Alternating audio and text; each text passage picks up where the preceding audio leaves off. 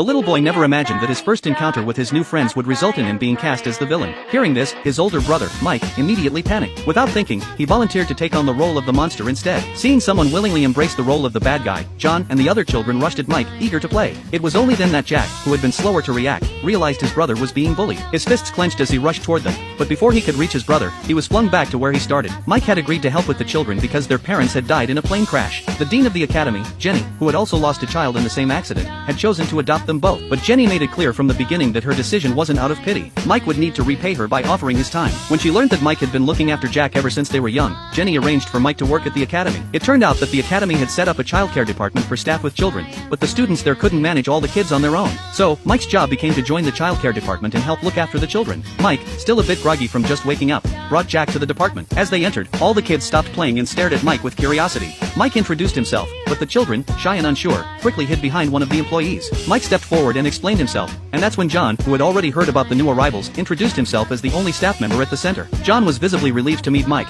as he had been struggling to care for the little ones by himself. The children, excited by the prospect of a new playmate, quickly started to introduce themselves. But before Jack could even speak, the lively Andrew decided to assign him the role of the villain. Mike, always the accommodating older brother, willingly agreed to be the monster. Jack, however, quietly sat aside, reading a book, preferring not to engage. John, noticing Jack's silence, tried to convince him to join in and play with his brother, but Jack, ever considerate, didn't want to cause Mike any more trouble. He decided to stay out of the way and let Mike handle the chaos. As the day wore on, Mike found himself overwhelmed. He had just finished taking care of baby Ellie when Andrew jumped onto him. Before Mike could recover, Annie came running over, eager to play house. Mike tried to keep up, but Annie wanted to pretend that Ellie was her guest at a feast. As Annie reached for Ellie, the other kids knocked over the props she had carefully prepared. The only one who remained calm and collected throughout the frenzy was Jack, sitting in the corner, still absorbed in his book. Eventually, the children's mothers began to arrive. After a few quick exchanges, they left, giving Mike a brief moment to catch his breath. But just as he thought he might get a moment of peace, the door opened, and in walked Andrew's older brother, Harley. When Andrew saw him, he immediately started demanding to stay and play with Mike instead of going home. Harley, frustrated with Andrew's behavior,